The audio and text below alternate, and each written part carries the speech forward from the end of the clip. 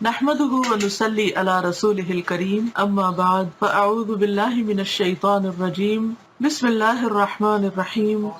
رب اشرح لي صدري ويسر لي امري واحلل عقدة من لساني يفقهوا قولي۔ اسلامک تعارف صفحہ نمبر 162۔ انفرادی حکم، اجتماعی حکم۔ انفرادی کا مطلب ہوتا ہے جو فرد سے متعلق ہو، اور فرد کہتے ہیں انسان کو، اکیلے ہونے کو، اور اجتماعی یعنی جمع ہونے سے۔ ابو ہریرہ رضی اللہ عنہ کہتے ہیں کہ رسول اللہ صلی اللہ علیہ وسلم نے فرمایا کہ جو شخص تم کو امین بنائے، یعنی کوئی امانت تمہارے سپرد کرے، تم اس کی امانت ادا کرو، اور جو آدمی تمہارے ساتھ خیانت کرے تم اس کے ساتھ خیانت نہ کرو۔ اد الامانۃ الی من ائتمنک ولا تخن من خانک، مشکات المصابیح والیوم 2 پیج 885۔ دوسری روایت میں عمر ابن انبسہ رضی اللہ عنہ کہتے ہیں کہ انہوں نے رسول اللہ صلی اللہ علیہ وسلم کو یہ کہتے ہوئے سنا کہ جس کے درمیان اور کسی قوم کے درمیان معاہدہ ہو تو وہ نہ اس کی کوئی گرہ کھولے اور نہ اس کو باندھے یہاں تک کہ اس کی مدت پوری ہو جائے،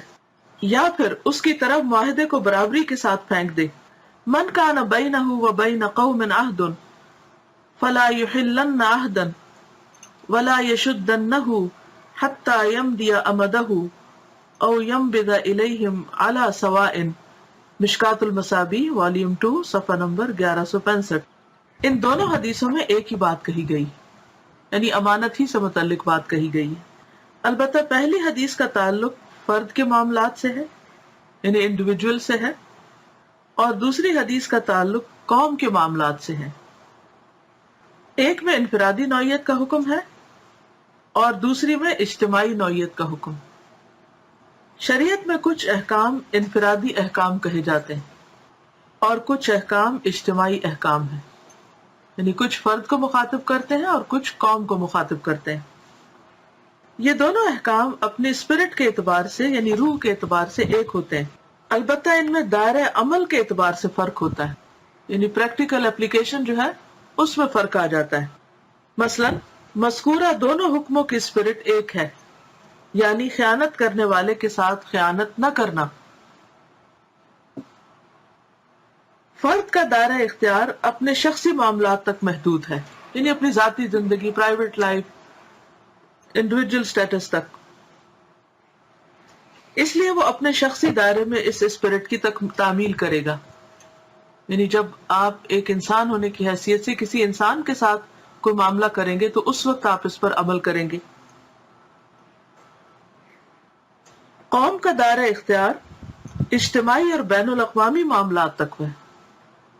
اجتماعی اور بین الاقوامی معاملات تک ہے، یعنی ایک قوم جب دوسری قوم سے بحیثیت قوم کے معاملہ کرے گی تو پھر وہ سب کی طرف سے ایک نمائندگی ہوگی۔ تو اس کے لیے عام طور پر جو حکمران ہوتے ہیں وہ پوری قوم کو ریپرزینٹ کرتے ہیں، جن کو آپ اپنے ووٹ سے چنتے ہیں۔ اس لیے قوم یا قوم کے ذمہ دار اس اسپرٹ کی تعمیل وسیع تر دائرے میں کریں گے۔ مومن وہ ہے جس کا کردار اس حد تک بااصول ہو کہ اس کے بارے میں تجربے سے پہلے پیشن گوئی کی جا سکے، یعنی انسان کا معاملہ، انسان کا رویہ، انسان کا طریقہ ایسا ہو،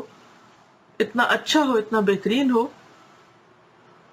کہ دوسرا پہلے سے ہی بتا دے کہ اچھا فلاں شخص فلاں کے ساتھ تم معاملہ کرو گے تو تم اس کو امانت دار پاؤ گے،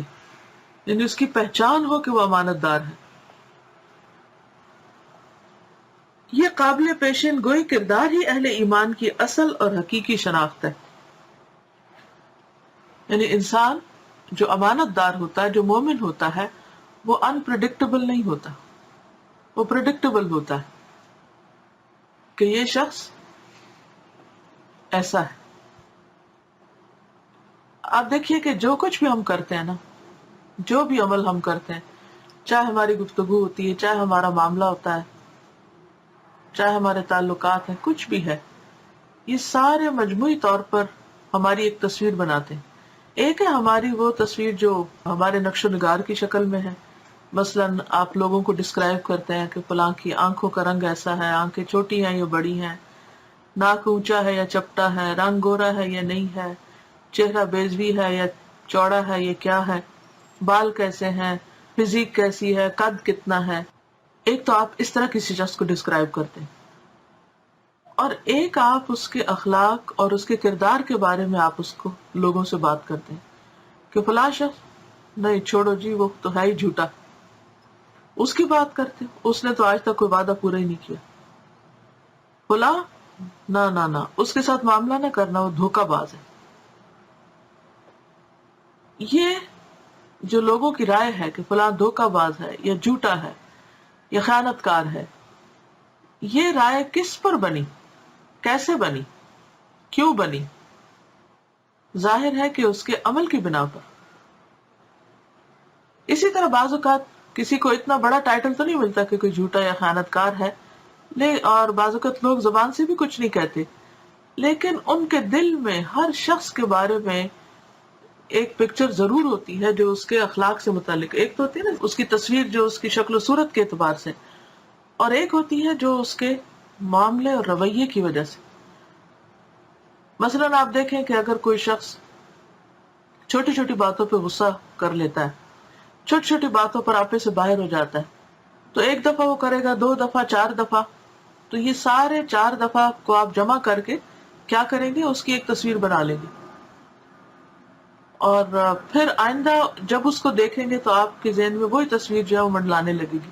کہ یہ شخص فلاں ہے. اچھا بعض اوقات ہم یہ کہتے ہیں کہ اچھا لوگ ہمیں دیکھ کر تو کنارہ کش ہو جاتے ہیں یا کنی کترا جاتے ہیں یا ہمارے ساتھ ایسا کرتے ہیں، اور اس میں ہم بظاہر دوسروں کو بلیم کر رہے ہوتے ہیں، لیکن ہمیں یہ بھول چکا ہوتا ہے کہ وہ ہمارے ساتھ ایسا کیوں کر رہے ہیں، آخر ہم سے انہیں کیا تکلیف پہنچی یا ہم سے ان کو کیا ایسی پریشانی ہوئی کہ جس کی بنا پر وہ اب ہمارے ساتھ ایسا رویہ اختیار کرتے ہیں. تو اگر ہم غور کریں تو ہو سکتا ہے کہ ہمارے ہی معاملے یا ہمارے ہی رویے نے انہیں ایسا کرنے پہ مجبور کر دیا ہو. ضروری نہیں کہ ہر کیس میں ایسا ہی ہو، لیکن بہت دفعہ ایسا ہی ہوتا ہے. تو ہر شخص اپنے بارے میں سوچے، جیسے قرآن بھی کہتا ہے نا کہ وَلْتَنْظُرْ نَفْسٌ مَا قَدَّمَتْ لِغَدٍ. ہر شخص یہ سوچے کہ اس نے اپنے کل کے لیے کیا تیار کیا ہے. اب یہ کل ویسے تو آخرت کی کل ہے کہ، لیکن ظاہر ہے کہ وہ آخرت کی کل کا انحصار آج دنیا کی کل پر ہے کہ آپ اپنے لیے دنیا میں کیا آثار چھوڑ کر جا رہے ہیں، آپ لوگوں کے اندر کیا امپریشن ڈالے ہوئے. اب ایک اور بات یہاں یہ بھی یاد رکھیے کہ ہمیں کوئی بھی اچھا کام اس لیے نہیں کرنا کہ ہمارا ذرا امپریشن اچھا بن جائے. یاد رکھیے جو لوگ امپریشن بنانے کے لیے اچھا کام کرتے ہیں ان کا امپریشن بڑی جلدی خراب ہو جاتا ہے، کیونکہ وہ یہ سب کچھ مصنوعی طور پہ کر رہے ہوتے ہیں، صرف ظاہری طور پہ کر رہے ہوتے ہیں، اور ذرا سا جھٹکا لگتا ہے تو ان کا اصل جو ہے نا وہ سامنے آ جاتا ہے، ان کی اصلی شخصیت سامنے آ جاتی ہے. مثلاً بعض اوقات آپ دودھ پر ملائی دیکھتے ہیں، اب جب تک ملائی سے اوپر دودھ ڈھکا رہتا نہیں پتا چلتا کہ نیچے سے اصلی دودھ کس قسم کا ہے، لیکن جب اس کو آپ ذرا سا ہٹاتے ہیں تو فوراً پہچان ہو جاتی ہے. اسی طرح کچھ لوگوں کے اوپر ایک خاص قسم کی لیئر ہوتی ہے، کبھی ان کے لباس اور ان کی گفتگو اور ان کی ظاہری باتوں کی وجہ سے، یا وہ کسی خاص موقع پر بڑے ایکسٹرا ایفیشینٹ نظر آتے ہیں یا کوئی بڑے خوش اخلاق نظر آتے ہیں، لیکن اگر ان کی مرضی کے خلاف چھوٹی سی بات ہو جائے تو کیا ہوتا ہے، ان کا اصلی روپ بڑی جلدی کھل کے سامنے آ جاتا ہے، اور وہ حقیقت میں جو ہوتے ہیں وہ پوری طرح سامنے آ جاتے ہیں، اور وہ کچھ بھی چھپا نہیں سکتے، کیونکہ انسان جو ہے وہ زیادہ دیر نہ لبادہ اڑ سکتا ہے اور نہ ہی دوسروں کو دھوکہ دے سکتا ہے، اور اگر کسی طرح بندوں کو دھوکہ دینے میں کامیاب ہو بھی جائے تو آخرت میں کامیاب نہیں ہو سکتا. تو اس لیے بے حد ضروری ہے کہ ہم جینوئنلی اپنا جائزہ لیں اور اپنے معاملات اور رویوں کو پرکھیں، اپنے کیے ہوئے وعدوں، اپنی امانتوں اور انسانوں کے ساتھ، کیونکہ پچھلا سبق جو تھا نا ہمارا تقوی اور اخلاق کا، تو اس میں یہ ہے کہ انسانوں کے ساتھ جو خاص طور پر ہمارا معاملہ ہے اس کو ہم ضرور پرکھ کر دیکھیں کہ ہم ان کے ساتھ کیا رویہ اختیار کرتے ہیں. اور یہ ہم میں سے ہر ایک کے اندر کمزوریاں ہیں، اور چھوٹی چھوٹی باتیں جو ہیں ان میں بعض اوقات ہم آپے سے باہر ہو جاتے ہیں. تو اس میں ضرور یہ دیکھنے کی ضرورت ہے کہ کیا ہم ایسے مواقع پر صبر نہیں کر سکتے، کنٹرول نہیں کر سکتے، تھوڑی دیر رک نہیں سکتے، انتظار نہیں کر سکتے، کر سکتے. اور آپ نے دیکھا ہوگا کہ بعض اوقات آپ تھوڑی دیر صبر کرتے ہیں، انتظار کرتے ہیں، تو آپ کا غصہ بھی جو ہوتا ہے نا، غصہ ہوتا ہے ابال کی طرح، جیسے دودھ میں ابال آتا ہے نا، تو اگر آگ بجھا دے تو کیا ہوتا ہے، وہ پھر بھی ابلتا رہتا تھوڑی دیر بس، پھر اس کے بعد آہستہ آہستہ ابال ٹھنڈا ہو کے اگر آپ اس کو صبح ایسا ہوا اور شام تک دودھ کو چھوڑ دیں تو کیا ہوگا، شام کو جب آپ ڈھکن اٹھائیں گے تو وہ تو بالکل ٹھنڈا ہوا پڑا ہوگا۔ ایسے ہی انسان بھی ہوتے ہیں،